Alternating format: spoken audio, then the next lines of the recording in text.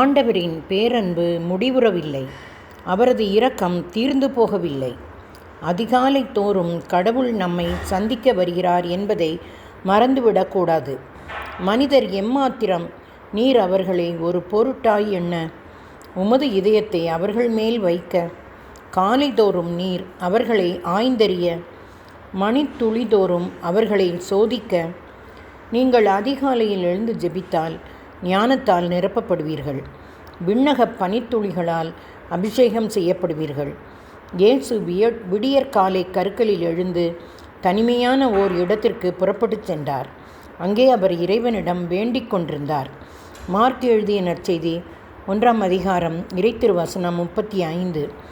ஒருமுறை ஒரு தியானத்தில் பங்கெடுத்த போது அதன் செய்தியாளர் தான் கண்ட தரிசனத்தை பகிர்ந்து கொண்டார். அந்த தரிசனத்தில் அவர் பனித்துளிகளாய் மூடப்பட்ட பூக்கள், புல்வெளிகளை பார்த்தார். பிறகு சூரியன் உதித்தது. உடனே பனித்துளிகள் மறைந்து போனது.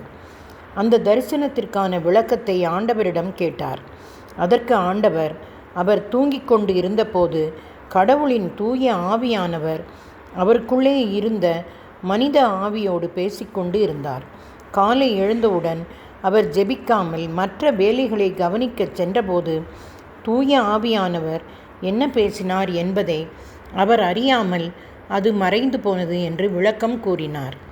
திருப்பாடல் 127 2b கூறுகிறது, உறங்கும் போதும் கடவுளின் அன்பர் தேவையானதை அவரிடமிருந்து பெற்றுக்கொள்வர். மக்கள் தாம் உண்ணும் அளவிற்கேற்ப காலைதோறும் அதனை சேகரித்தார்கள். ஏனெனில் வெயில் ஏற ஏற அது உருகிவிடும்.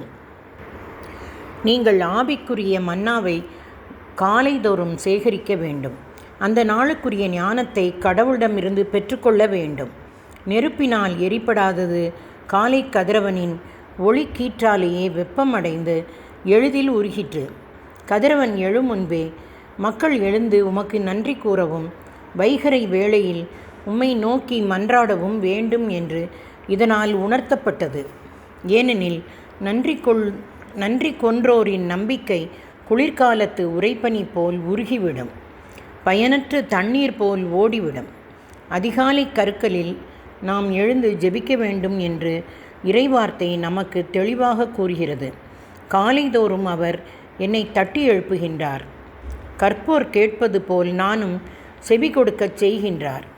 நீங்கள் காலை பொழுதுக்கு கட்டளையிட வேண்டும். உங்களை குறித்து குடும்பம், வியாபாரம், திருச்சபை, நாடு இவற்றை குறித்து இறைவார்த்தை கூறுவதை அறிக்கையிட வேண்டும். உன் வாழ்நாளில் காலை பொழுதுக்கு கட்டளையிட்டதுண்டா? வைகரையை தன் இடமறிய வைத்ததுண்டா? தொடர்வோமா நண்பர்களே?